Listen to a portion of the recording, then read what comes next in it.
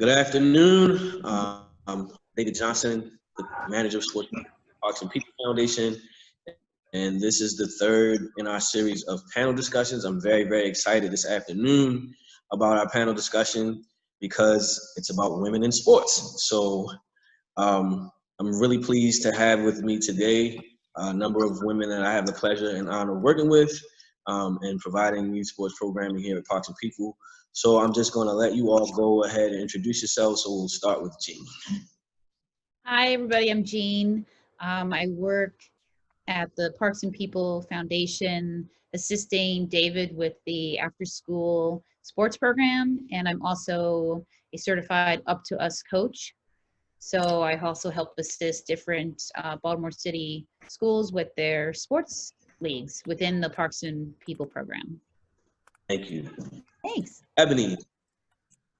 So I'm Ebony Preston Laurent. I am the Diversity, Equity, and Inclusion Director at US Lacrosse. So I am focused externally on serving the country and providing opportunities to access the sport for all different communities, whether that's kids or youth of color, whether that's kids that have special needs, focused on really just trying to make sure the game is for everyone, inclusive of all people from different backgrounds. And then internally, I work with our organization to create policy, structure, guidelines, and best practices on how we can be more inclusive, more thoughtful about how we reach people, and just trying to give everybody the access to our sport. So. Thank you, Ebony. Sure. Jen. Oh, I'm not even muted for once. Hi, everybody. As I mentioned before, I'm Jen. I run the programming for Volo Kids Baltimore. Volo Kids offers free youth sports programs, and our goal is to break down the traditional barriers that stand in the way of sports participation, one of which is gender. We work really hard to get girls involved. We try to get female coaches to encourage our lady athletes to have confidence in themselves and know that they belong in the game. Beautiful. Thank you. Natasha. Hello, my name is Natasha Thurman, and I am the program director of Mindful Mentors, which is a nonprofit that increases academics and athletes. I also have been coaching for years with Parks and People. I coach volleyball and I coach basketball. Thank you. And last but not least, Nyla. Hi, my name is Nyla. I run the Volo Kids Foundation. So you heard a really eloquent summary by Jen. Thank you, Jen. In addition to being in Baltimore, where we've worked with Parks and People for several years now, including running a girls soccer program with you guys, we are in 5 other cities across the country with the same mission to bring sports to really everyone. So great. Getting girls in the game, that's what it's about. Yeah. So I have a few questions that I want to ask each of you, and we'll go in reverse order now. The first question is, how did you get involved in sports, and what was your entry point or introduction? So we'll start with you, Nyla. Sure. So I got into sports really early. My parents and family in general has always encouraged being active and playing sports. When I was growing up, my uncle used to take us out to the basketball court at the pool and encourage us to play. He didn't see a difference whether it was me, my brother, my sister, my cousin. Everybody kind of played together. So kind of laying that groundwork from when I was really young that playing sports is just something we do. It's a lot of fun. We do it together. And it didn't matter what gender, age, skill level, you're welcome because it's a place to learn was something that I really started with. And it's something that I think has laid the groundwork for how I approach my continued participation, as well as how I approach kind of breaking down this barrier as an organization. Beautiful. Natasha.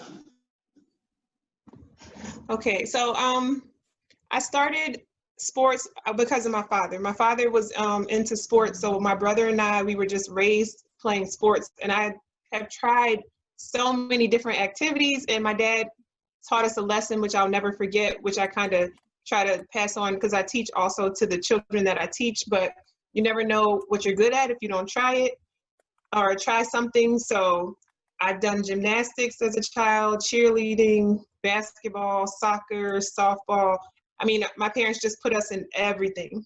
And then he told us that once we figure out which sport we like, then we can focus on that one. But he said, you know, so he built that in us at a young age. Just go for it, you know, be brave and try everything. So that's what got my start into sports. Great. Jen. You're on mute, Jen. I can never get it right.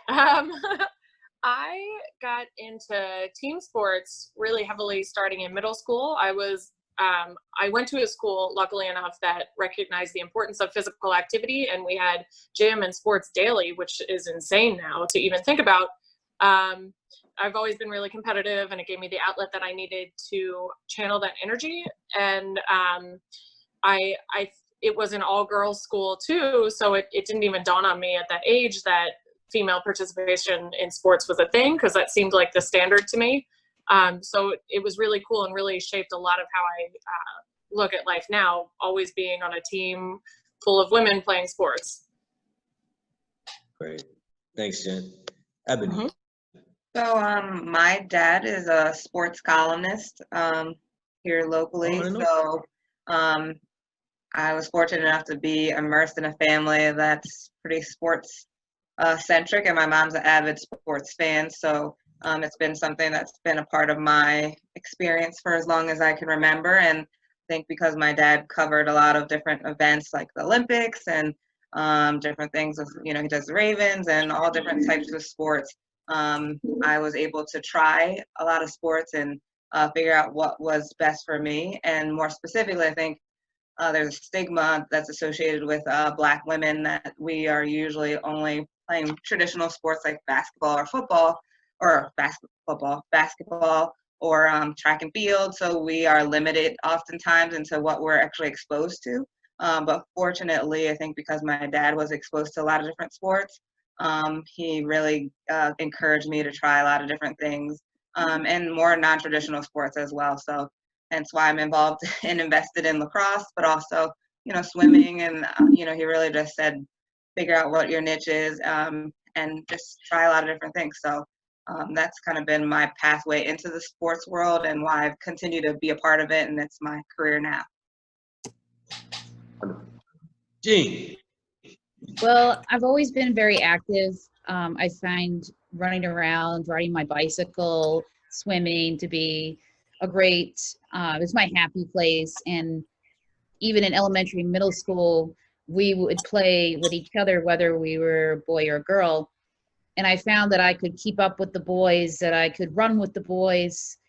And that barrier, that boundary between whether you have to play with girls, have to play with boys, to me, I didn't really see that because I enjoyed playing with the guys as much as I played with the girls.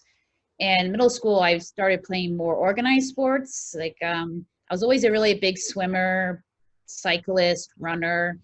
And then at high school, I was able to swim competitively and also play volleyball, basketball, track and field.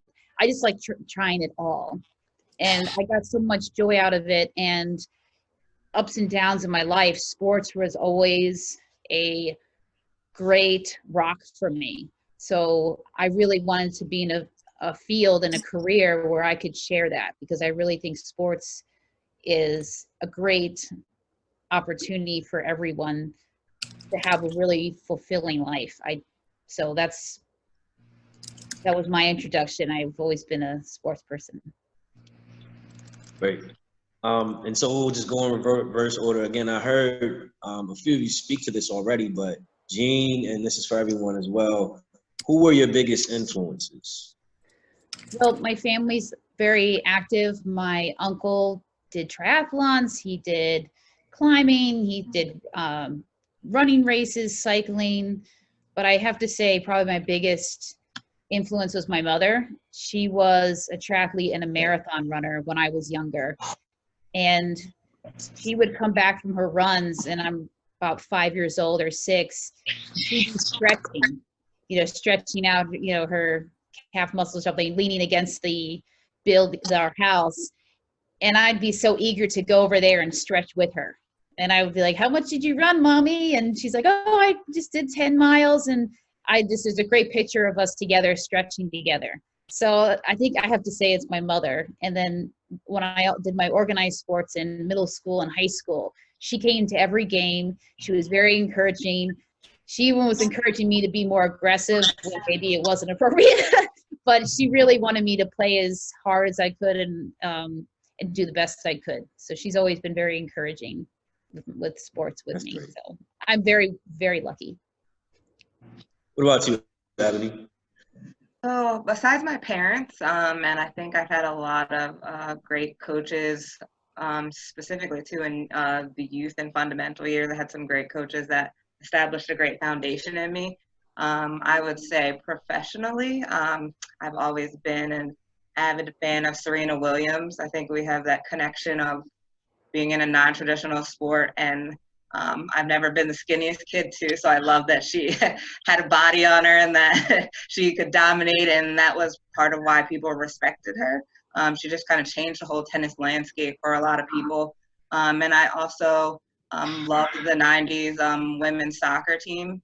Anytime I teach a women in sports culture class, my kids have no idea who Mia Hamm is, which is just a sad thing, but I have to teach them about that. And I was a lacrosse goalie. And so Brianna Scurry was the goalie for them, and she's a Black woman, and I was just like enamored with her. And I had the awesome opportunity to meet her at one of our events a couple of years ago, and I had a whole list of things I was going to say, and I fangirled and didn't say any of them, but the reality was that she was so pivotal in my experience because, seeing someone else in the cage and dominating and being loud and just empowering, like that whole team was just an icon for women's sports, and a group that I always am loving to watch their documentaries and read and listen to the work that they've done and continue to do in this space in women's sports. That's great. Thank you, Ebony. Nyla. Sure. So I think a lot of you guys kind of touched on this similarly, but my parents were a huge influence. My mom was an athlete, and my dad loved sports and more of a golf and bowler, but both supported me incredibly, and kind of were always my biggest cheerleaders, which kind of was necessary, being like the only girl on the court most of my youth. My uncle was the person who really introduced me to more competitive basketball and competitive sports, and really instilled in the fact that I could get on the court and I could hold my own with anyone. And that just completely took away that mental barrier that's, oh my gosh, I'm not the best one, or I'm not sure I know how to do this. He was really the one who was just like, it doesn't matter, just get on the court and make it happen. And I think he started that really early. And then just select coaches. So I think I ran the gambit over my years between coaches who kind of sat me on the bench because of my skill, my size, my gender. And then I had coaches who really, especially early on, I'm thinking like late elementary school, early middle school, where I think what research has shown is when girls really start to drop out of the game. I had coaches who saw my frustration with lack of supportive teammates, lack of touches on the ball, and really taught me how to channel that frustration into things that I could control. How could I be an expert defender? How could I steal the ball and make points on my own? Things like that. And I think reframing that was really important and really paved the way for how I approach a lot of my challenges here, which I'm sure Jen can attest to, that, we're going to find a way and we're going to channel that frustration into action. And I think that's one of the reasons that I think everyone else on this call would agree that coaches are just such an important part of the youth experience. And for me, there's really a personal reason as to why we put a lot of emphasis into how we train our coaches and how we make sure that they're understanding how to talk to our kids, and really set them up to be successful, take down that lack of confidence, and really channel that energy into action. Great, thank you. Jen. Yeah. So my biggest influences for sports participation was for sure my peers. Whatever they were doing, I wanted to be involved. If they were excelling at a sport, I needed to excel at it too. If they were on a team, I had to be on the team. You know, I just like the camaraderie that came out of team play was so important to me.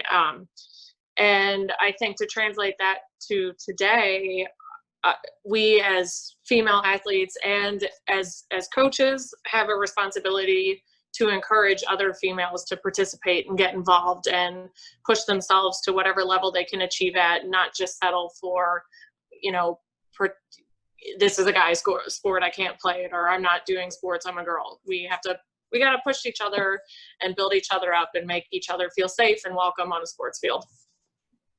Great. Thank you, Jen. Yeah. Natasha. Okay, so as I mentioned earlier, my father was the person that influenced me the most. And then I think right after my father would be my older brother.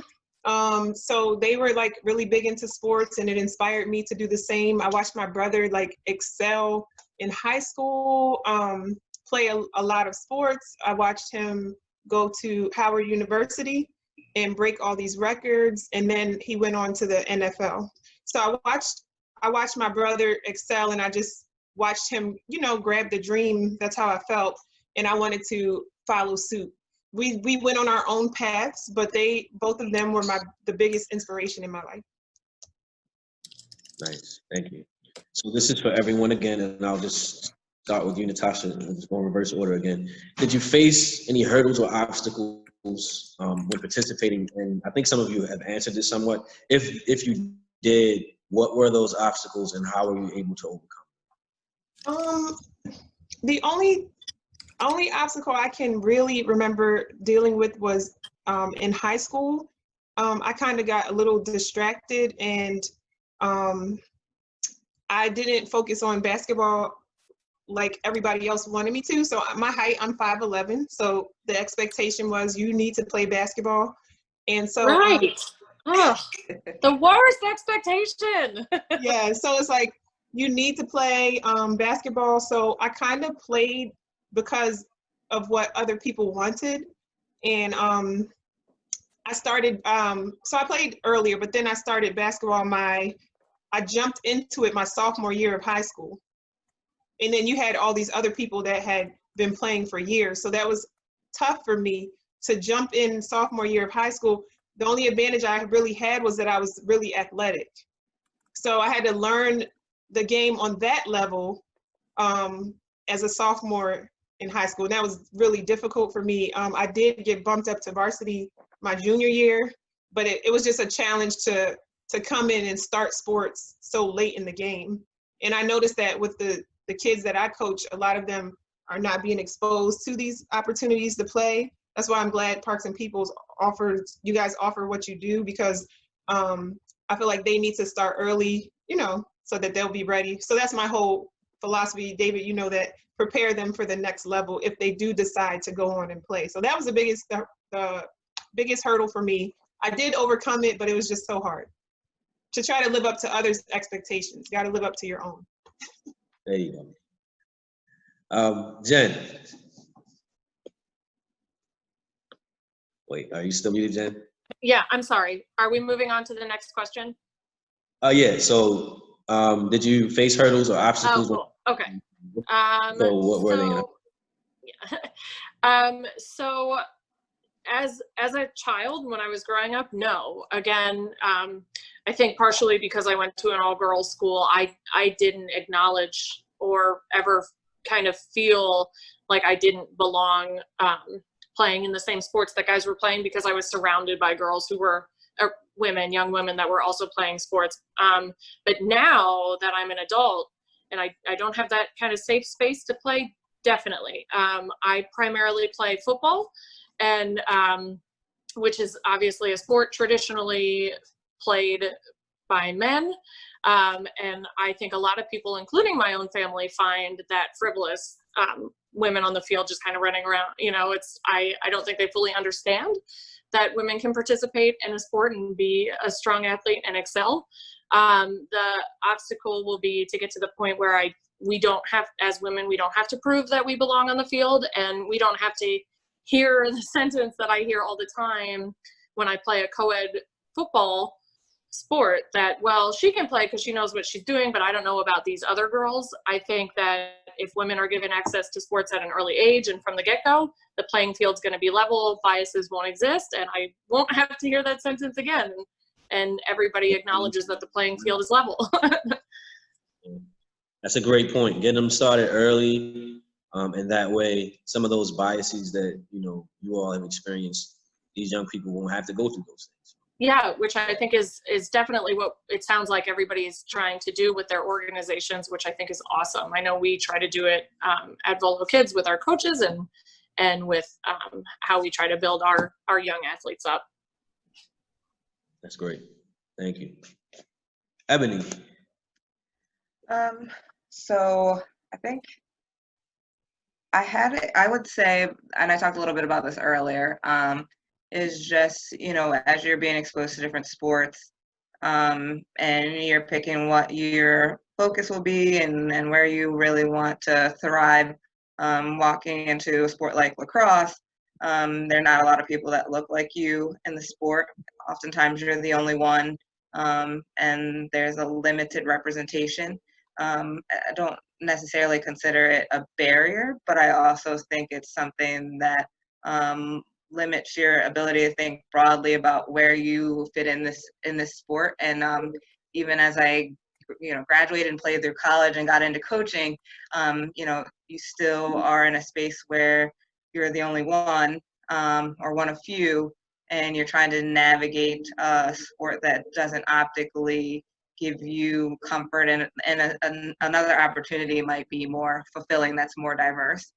So I think the struggle more so was just how to continue to stick with it, to overcome some of those instances where you feel uncomfortable or you just feel isolated, and to just determine, if you have a good foundation and you understand the love of sport in general, and the benefits of participation, and connecting with your teammates, then that certainly outweighs the limited representation in some of these non-traditional sports. But the reality is that obviously was a burden at times, and something that I had to kind of overcome and really have to think about my thinking and the way I approach things. And the reality is it probably, and at the end, was a blessing, because it allows you to understand how to navigate the world as you get out of sports and get into the real world. Because the reality is you're going to sit in a lot of rooms and leadership positions with people that don't look like you. And you might be the only one in a lot of those meetings as well. So if anything, those obstacles only provided me the opportunity to prepare for those life skills and challenges that I would foresee the rest of my life. So I'm thankful for that, and that opportunity that sport provided for me. Thank you, Ebony. That was great. Nyla. Yeah, so in terms of hurdles and obstacles, I mean, pretty simply, like once I was outside of my family, I was the only girl on the basketball court, and that was my favorite sport growing up. So I was pretty much always on the basketball court, and it was kind of that way all through until like high school. So I think that when you're talking about how we're able to overcome them, I talked about how supportive my parents were, but also my brother. I think Natasha, you mentioned this, like my brother and I were super competitive growing up, and seeing him excel made me want to excel and be better than him.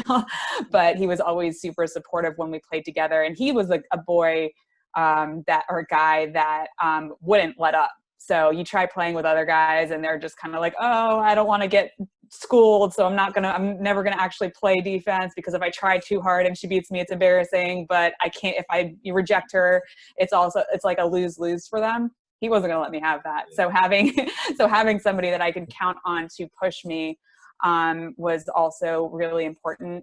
He was a great teammate on the court and a great opponent. And I think that that's really important, and I was lucky to have that. I talked about my specific coaches as my best supporters, and how they taught me to focus my frustration into actual action. I think the other thing that was frustrating is that even when I did succeed, it was reduced to, oh, well, she's pretty good for a girl. Like, she's fine, you know, she's good, but like, it's just for a girl. And I think that that's something that I saw even in college. Like, literally would play at the rec center in college, would score, would have an opponent complain about having to guard me because I was a girl. And then when I scored on him, the biggest the biggest acknowledgement he would give would be like, oh, well, you know, she's pretty good for a girl. And I think that is something that surrounding myself with supportive people who believe, like even my husband now, he doesn't let me get any free points. Like, we'll literally play one-on-one and I get rejected at least once or twice a game. But that, like, surrounding yourself with people and supportive network that really believe in you and don't and kind of respect that, I think is really, really important. And again, that's why the coaches and teammates that we try to encourage really have that in common. And I think that finding your network within that. So in late middle school, early high school, I found another girl in my high school who liked to play football pickup. We always used to play in the courtyard after school at lunch. We were the only two. And I don't know if you guys remember this, but picking teams, everybody lines up, you get two captains, you go 1-1-1. Guess who's always last? It was us, right? But that's not because we were the worst ones on the field. It was just because of this. That's how kids are in middle school unless they're taught otherwise.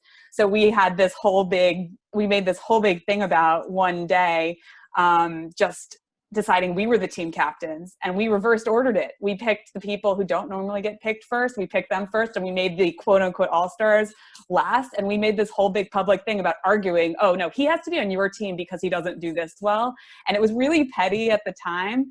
But my point is that by finding somebody who really understands the struggle and who can, rather than tearing each other down, we kind of worked together to kind of change the perspective.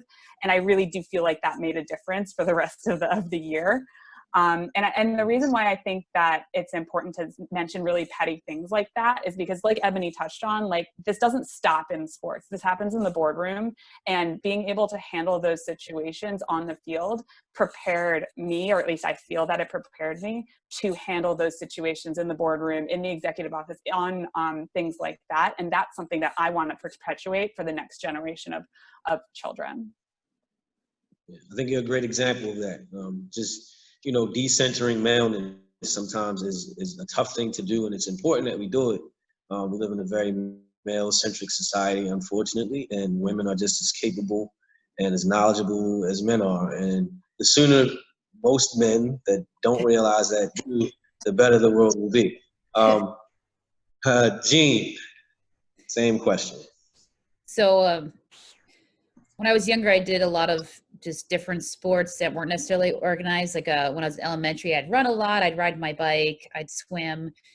So some hurdles that started to appear was when I was in middle school, when we would play during recess. And I would want to play with the boys because the girls kind of wanted to play, but they also wanted to brush their hair, paint their nails, whatever they wanted to do. And that just wasn't what I was interested in. I wanted to stay active. And so middle school's hard. You got your body, kids' bodies are changing. We're sort of figuring ourselves out, trying to understand who we are as not just kids, but young adults. And so playing with the boys a lot was harder for me in middle school, especially if we played basketball. A lot of the boys, I was being aggressive. I wanted the ball. I wanted to score. And they would want to be aggressive, but they were afraid of touching me. And, they didn't. And then if I scored on them, they said, they would blame some other guy on the team, that it was your fault that she got away and that you suck. And a lot of stuff that Naya was talking about was talking about was, you're pretty good you're good, but you're, just as a girl, you're pretty good for a girl. I got that a lot in middle school. So I understand those hurdles, and I definitely struggled with how can I be the best athlete I can be, and how can I still stay feminine? that was a huge sort of struggle I had in middle school, and especially playing with boys, because when they saw me and I would play aggressively on the basketball court, they would get upset if I scored on them, or they just wouldn't want me to play because they didn't want me to be on their team. So I understand being picked last as well, and it wasn't because of my ability. It was more the fact that I was a girl. So how did I overcome these things? Well, in middle school, I just kept playing. I just loved the game so much. I just kept playing. And then I would join all girls teams. So we were able to organize at our school. We had enough people where we could organize an all girls team. So we would play an actual league instead of just at recess. And then when I got to high school, there was a lot more opportunities for organized sports, and we would have an all girls team. It wasn't until later in life that I was able to be the athlete I wanted to be, but also be able to put on a dress and go out to see a movie or to paint my nails. So, so that was something I struggled with, but I was able to find a balance, I think. And I'm not a very girly girl, which is totally fine. And, but in the expectation to be, to be super feminine, but also super athlete, is just completely unrealistic. It doesn't fit every single woman. So it took a while to realize that, but I can, I'm happy the way I am as an athlete, but I also want to influence other girls in the future that you can be aggressive and assertive and want the ball, but you can also go home. You can also be, feminine and sweet, and you can be you. You don't have to be one or the other. There's always room for both. So. Nice. Thanks. We have about 4 minutes left, so I'm going to ask this last question, and I'll just start with Eugene. What do you consider to be your greatest success or moment or achievement in sports today? And it could be from participation to coaching or whatever. Let's see, participation. I'll just start with that. Just one. Just pick one. Participation, okay. Coaching. I'll just stick with coaching.